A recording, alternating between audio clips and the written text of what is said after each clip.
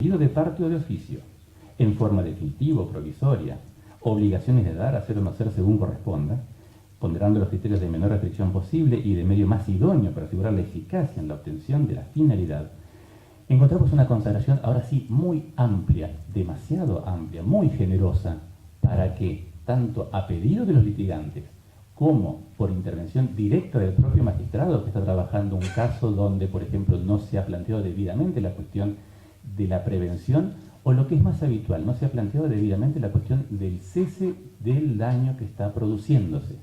Pues recuerden que están las dos vertientes. La función preventiva del daño sirve para que el daño no ocurra o para que el daño que está ocurriendo deje de ocurrir y deje de dejar huellas, que como bien decía Aníbal, en lo ambiental esas huellas sumadas en el tiempo tornan en muchos casos irreversible la afectación al ambiente. Las dos opciones son muy importantes para que, sobre todo los jueces de oficio, las manejen, las conduzcan. Más allá, insisto, de la posibilidad de que las partes soliciten acciones preventivas o bien en el marco de una acción indemnizatoria soliciten medidas cautelares con función preventiva, clásica, también el juez puede, en el marco de una demanda iniciada por daños y perjuicios reparatoria, se observa cuestiones dañosas en curso, disponer de oficio medidas provisorias, medidas cautelares, ya sea de evitación o de cese. Más difícil de imaginar, aunque en algunos casos hemos hecho el ejercicio de imaginar, son las medidas oficiosas que dan lugar a sentencias definitivas. Imaginamos a un juez que se sienta y de oficio dispone un traslado a la parte que considera que está amenazando a determinado bien para que la conteste y de esa manera generar una especie de incidencia de oficio en el cual dictar una sentencia de mérito, una figura que todavía nos cuesta muchísimo. Si nos cuesta la cautelar de oficio, más nos cuesta imaginar la figura o la medida que da lugar a una sentencia de mérito echada a andar de oficio. Pero bueno, es cuestión de imaginar, es cuestión de abusar el ingenio, aplicar esta nueva herramienta. A ver, imaginemos, en un juicio de daños y perjuicios donde se busca la indemnización de un daño que está ocurriendo, por ejemplo, y no se solicita el cese, el juez de oficio podría iniciar un incidente de cesación, no ya una medida cautelar, sino un incidente de cesación donde va a dictar una resolución en ese incidente que echa a andar después de prueba y después de bilateralidad respecto del demandado. Es decir, toma parte del derecho con gran carácter de orden público del actor de reclamar la cesación de un daño para él plantear este pedido con traslado de la contraparte, con prueba y una resolución interlocutoria que en cuanto al cese es definitiva, es de mérito. Después dictará la sentencia de mérito en cuanto a la reparación que fue lo originalmente reclamado. En ese contexto podemos generar o imaginar una intervención de oficio que dé lugar a una resolución definitiva. Ya les digo, es una figura que da para muchas posibilidades, rompe gravemente, profundamente el molde de lo que hasta ahora se venía manejando en el derecho de daños en general. Ustedes saben muy bien que la cuestión de la función reparatoria era la única que hasta ahora siempre habíamos estudiado, habíamos conocido, y cuando de acá debemos reconocer la actividad, entre otros, de jueces como nuestro amigo Jorge Galdós, que desde sus sentencias o sus intentos de echar a andar la figura del mandato preventivo, que era la forma en que los civilistas se encontraban de incorporar en una demanda de daños y perjuicios, donde se observaba que la causa del daño que estaba siendo reclamado era una causa que seguía vigente y que seguía teniendo la potencialidad de generar daños, el juez ingresaba de oficio y ordenaba medidas de cesación de esa amenaza de futuros daños para no dar lugar a más muertes o a más detrimentos. En la provincia de Buenos Aires, donde se ha manejado Jorge Galdós y en sus sentencias de Cámara ha intentado incorporar este instituto antes de la sanción del Código Unificado, no le ha ido muy bien porque la jurisprudencia de la Corte de Buenos Aires se apegó siempre, por mayoría, al principio de congruencia. Entonces, esas medidas ordenadas oficiosamente por el tribunal, condenando al demandado a hacer algo que no estaba pedido en demanda, pero que atendía a la prevención del daño de toda una comunidad, no fueron consideradas adecuadas al marco legal que se tenía hasta ese momento. Esto ha cambiado radicalmente con la sanción del Código Civil y Comercial Unificado, con lo cual ahora tenemos vía libre para imaginar las potencialidades de esta figura que salta, ahora vuelve del derecho privado unificado, que por otra parte incluye en sus primeros artículos, en el 14, las dos grandes categorías, la de derechos individuales y derechos de incidencia colectiva. Con lo cual, cuando está hablando de la función preventiva del daño, por allá por el artículo 1710, se está refiriendo a la prevención del daño por violación a derechos de dos categorías. Y ahí vuelve la prevención del daño ambiental a su origen. Es decir, nace en la prevención del daño ambiental, es una de las fuentes que nutre la figura de la prevención del daño genérico, y desde ahí, con la estructuración que se hace y con norma positiva en el Código Unificado, vuelve para ser utilizada en la prevención del daño ambiental. Como el año pasado cerraba mi intervención en el Congreso de Derecho Ambiental que se hizo en la UBA, exhortando a que se legisle en los códigos procesales provinciales que están ahora en desarrollo, en modificación y en cambio, que se legisle sobre procesos colectivos. La exhortación ahora es que echemos a andar la figura preventiva de daños, ya sea los abogados particulares que hacen los pedidos por sus clientes, como los que integramos de alguna manera los poderes judiciales, desde algún rol. Sugiramos esta medida cuando encontremos la posibilidad de aplicarla, porque de esa manera, y aprendiendo de la forma de articulación y de obtención de soluciones y de eventuales recursos y jurisprudencia de los altos tribunales, le daremos contenido concreto a la muy útil norma de 1713. Muchas gracias.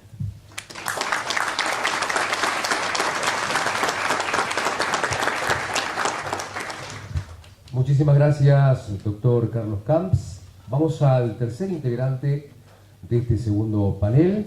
Se trata del doctor Enrique Müller, ex juez de la Cámara Civil y Comercial de Santa Fe.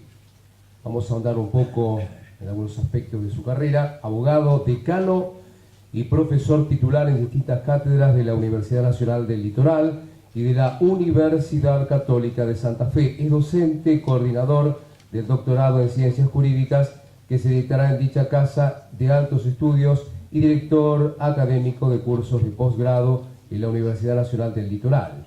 Profesor honorario de la Universidad Abierta Interamericana, ex vocal de la Sala 2 de la Cámara de Apelaciones en lo Civil y Comercial de Santa Fe. También es representante del Colegio de Magistrados y Funcionarios de Santa Fe al Consejo de la Magistratura de la Provincia de Santa Fe. Miembro del Comité Académico de la Revista de Responsabilidad Civil y Seguros de Editorial La Ley. El doctor Enrique Müller va a disertar sobre el tema Derechos de la Naturaleza. Doctor. Bueno, buenas tardes a todos. En primer lugar, también agradezco al Foro Patagónico la distinción que supone para mí estar esta tarde junto a queridos amigos y a todos ustedes. Cuando elegía el tema para hablar esta tarde acá y después medio me arrepentí por todo lo que hay, el contenido enorme que tiene esto, es uno, si tuviera que hacer una simplificación de lo que vamos a hablar, tal vez habría que pensar entre lo que es la persona, lo que es la naturaleza y lo que es la vida misma. Y yo siempre recuerdo una expresión que decía un filósofo que desde siempre el hombre fue su problema más irritante y que nunca en el campo de lo jurídico tenemos que perder el carácter instrumental que también tiene lo jurídico para solucionar cuestiones o avisorar soluciones para problemas de futuro, sobre todo porque para vivir no hay que perder las razones de vivir. Y acá nosotros hoy ya escuchamos, de alguna manera, que vivimos en una crisis ecológica en la sociedad de nuestros días, por todas las catástrofes que suceden, por toda la destrucción de animales, de la cual les daba cuenta también Aníbal en su inicio esta tarde. Es decir, y las múltiples contradicciones que existen al abordar estos temas de las distintas perspectivas que pueden darse de la filosofía, de la ética, de lo jurídico y también de lo económico. Yo creo que por lo tanto la crisis no es o no aparece para nosotros ni es tanto como un invento ni como una falsa alarma. Es decir, estamos inmersos en ella, tenemos que buscar reaccionar contra la misma y ir buscando soluciones. Yo creo que es una crisis también de vínculo y de límites. ¿De vínculo por qué? Porque no vemos qué es lo que une a toda la naturaleza, no vemos qué es lo que une a todos los animales y a los seres vivos que tiene la naturaleza. Y de límite porque no distinguimos entre ellos, ni tampoco nos hacemos cargo de nuestras propias historias, salvo en la situación paradojal que se da cuando esto termina en destrucciones como las que estamos observando. Originariamente el hombre con la naturaleza tenía un vínculo muy cercano, un vínculo que él pensaba que detrás de cada árbol, detrás de cada río, detrás de cada animal había dioses, había espíritus, y por eso no los perturbaba. Es decir, cuando esa creencia dejó de tener virtualidad para cada uno de nosotros, es decir, aparece la apropiación, aparece el desarrollo, y todo se sustenta en esa cuestión, no deteniéndonos ni mirando para atrás en lo que estamos destruyendo o dejando de lado. Yo creo que la reacción de la protección ambiental provoca estos cambios que se han dado. Y yo creo que estos cambios también hacen reparar dentro de la ecología en dos aspectos que muchas veces no consideramos, que tienen que ver con la globalidad, o sea, de la que hablaba hoy Ricardo Lorenzetti, y también tiene que ver con la procesualidad, o sea, las distintas situaciones, los distintos cambios y principios que se van generando en la naturaleza que nos parecen o nos aparecen como inadvertidos a cada uno de nosotros y que están sucediendo permanentemente y que dan lugar a principios como aquellos que se enuncian como ciclos, como reversibilidad, como equilibrio, como clima. Por otro lado, es decir, ¿qué enfrentamos en esta situación? Primero enfrentamos una hiperinflación normativa. Yo siempre recuerdo que la primera vez que nosotros tratamos desde el punto de vista del derecho privado, aspectos que tenían que ver con la ecología del campo de la responsabilidad civil, fue en el año 1983, en las 9ª jornadas de derechos nacionales, de derecho civil, que se celebraban en Mar del Plata. Y ahí hablábamos nada más que de los presupuestos. Es decir, desde ese año, del 83 a la fecha, yo no creo que haya algún derecho que haya cambiado tanto como el derecho ambiental, que haya tenido tantas posibilidades de ir renovándose constantemente. Lo fue luego con la ley 25675, lo fue con los fallos, lo fue con el caminar de la jurisprudencia, pero también lo fue con una suerte de moda, que todo el mundo quería dictar una ley que tuviera que ver con la defensa del ambiente o que tuviera que ver con aspectos ambientales. Es decir, nadie quería quedar al margen.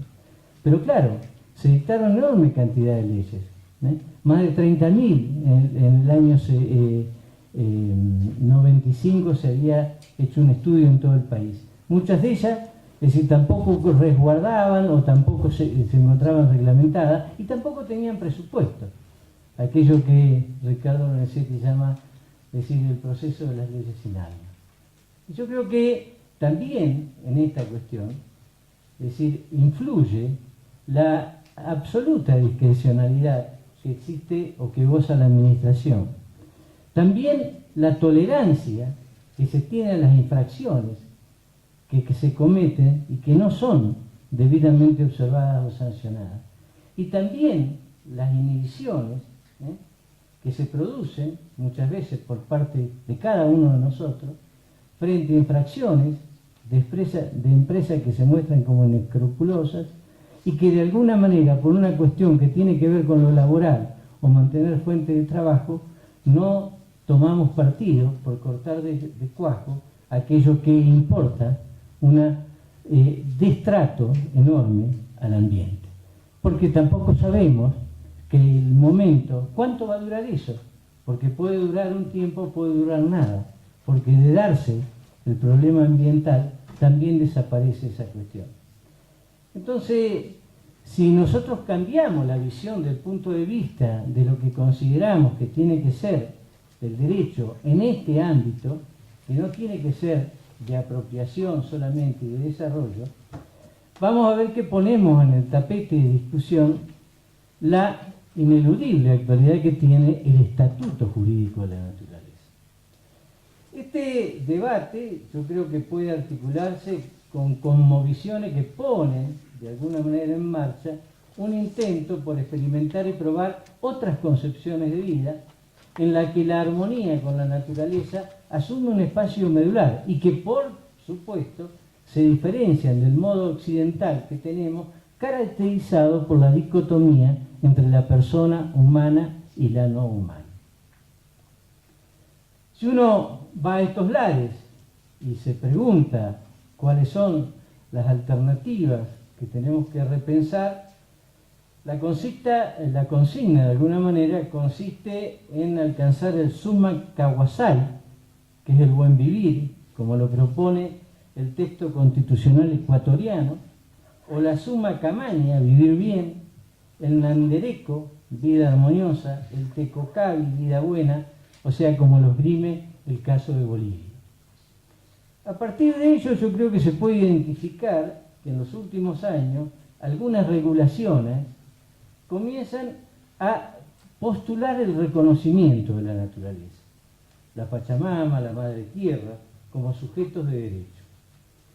Así, yo creo que podríamos afirmar dentro de esta visión o de esta cosmovisión que aparece una suerte de ética no antropocéntrica que comienza a ser lugar y en el camino de propulsar algunas consideraciones desde el punto de vista legal hay que establecer una suerte de igualdad de armas entre lo humano y lo no humano.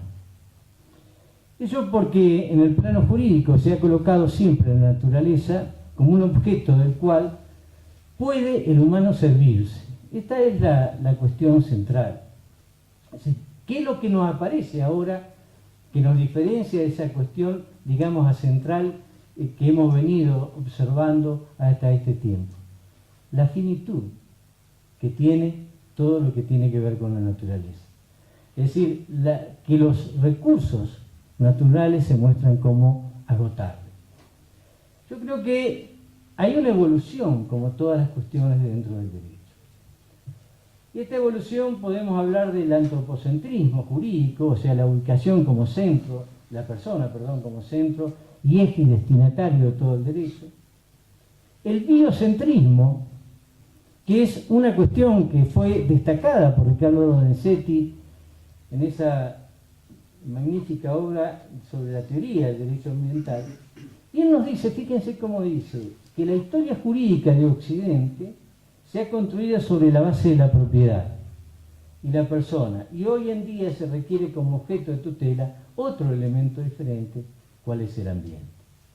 Diciendo que los bienes ambientales no son un mero supuesto de hecho pasivo, obviamente de la norma, aun cuando esta mirada no conlleve a personalizar el ambiente, sino a relativizar el protagonismo del ser humano como actor en las relaciones jurídicas, propiciando la protección de la naturaleza. El geocentrismo, otra evolución, o sea, propone una mirada en la cual, sin llegar al extremo de personalizar el planeta o tampoco a sus elementos, por ejemplo los animales, pone la mira en ubicar la naturaleza no como meras cosas, sino como una afectación a un mero supuesto de hecho de la norma jurídica para requerir mecanismos efectivos de tutela. Entonces, es decir, nosotros vemos o cómo va cambiando esta cuestión y empezamos a la consideración de las personas jurídicas no humanas a partir de aquello que puede igualarnos en algún aspecto de la misma, como puede ser la capacidad de sufrimiento, como puede ser la capacidad de sentir. Y esto porque se ha llegado a postular también un cambio de paradigma en esta evolución. Y ese cambio de paradigma es abandonar el paradigma antropocentrista para empezar a transitar el paradigma censocéntrico. ¿Qué quiere significar esto?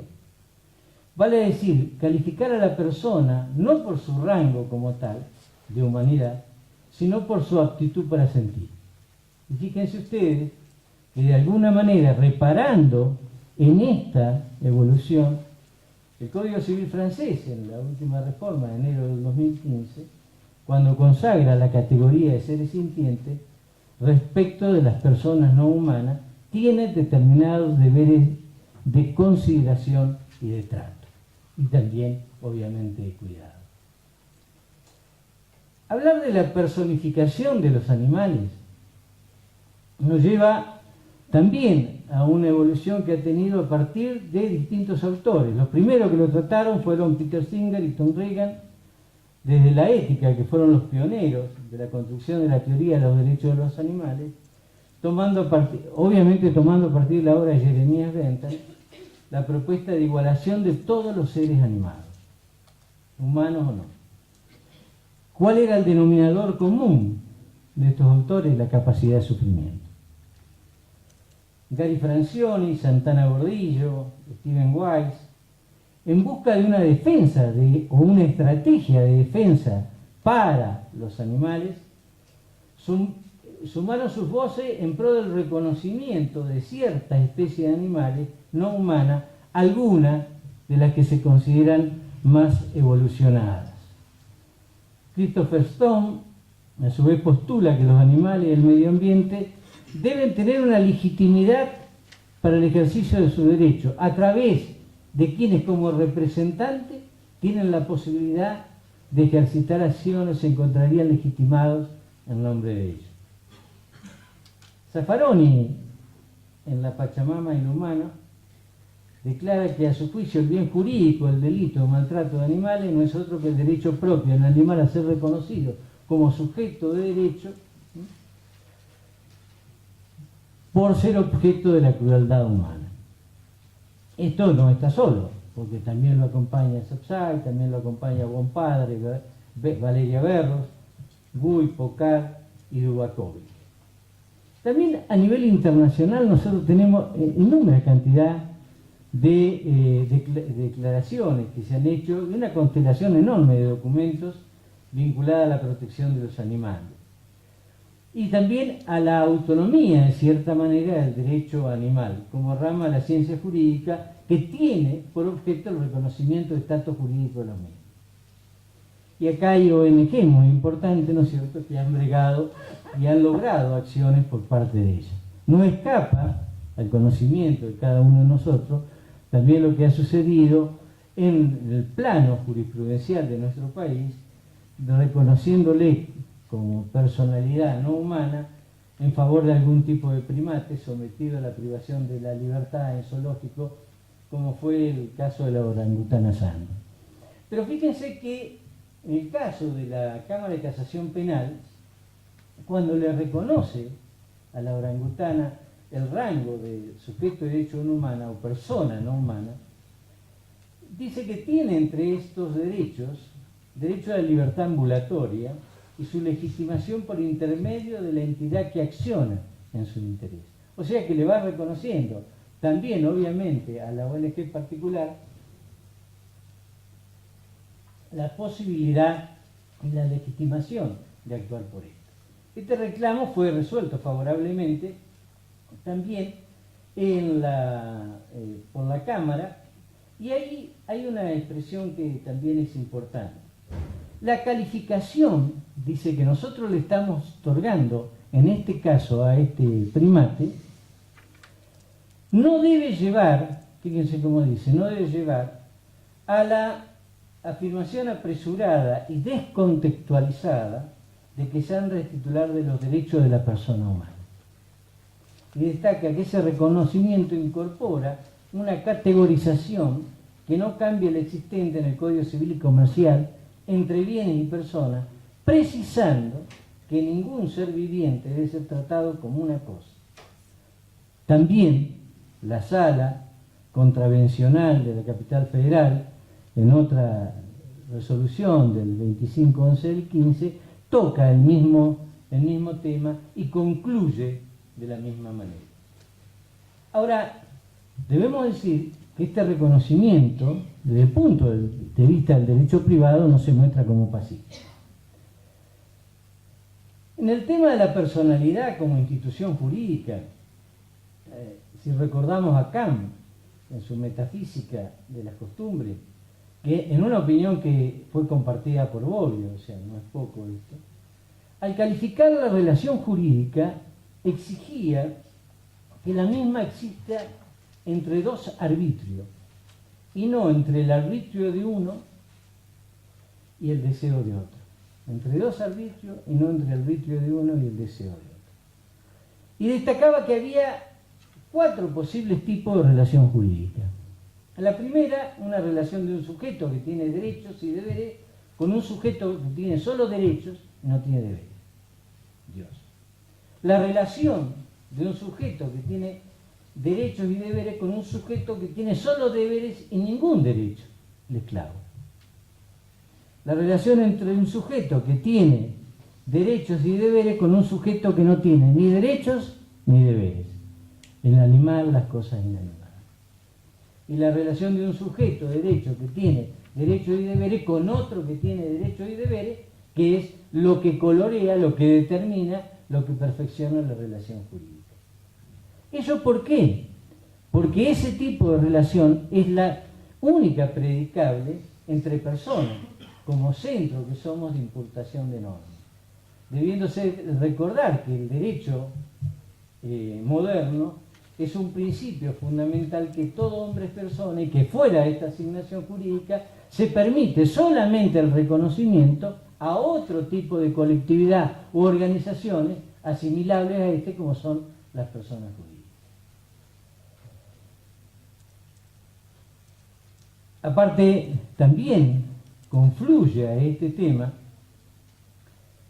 la Declaración Universal de los Derechos Humanos, la ONU en 1948, en el artículo 6, todo ser humano tiene derecho en todas partes al reconocimiento de su personalidad jurídica, lo que implica ser reconocido como persona frente al derecho.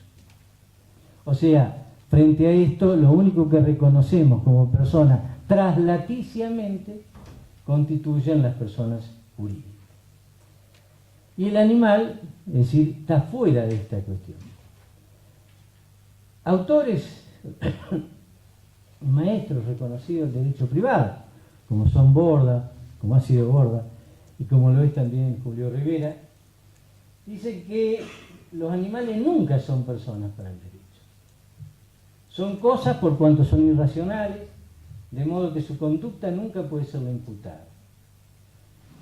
José Tobías, en esta misma línea, llega a decir que la supuesta personalización de los animales o de los vegetales no tiene cabida en nuestro derecho por cuanto son incompatibles con la misma noción del derecho cuyo fin y razón únicamente es el hombre. Ricardo Guimburg participa también de esta cuestión, pero con su fina ironía dice que nuestra sociedad está enferma de retórica y que preferimos no hablar de derechos y obligaciones, hablamos solamente de derechos. Y en el pretenso otorgamiento de derechos generamos abstracciones que incluyen a la propia persona,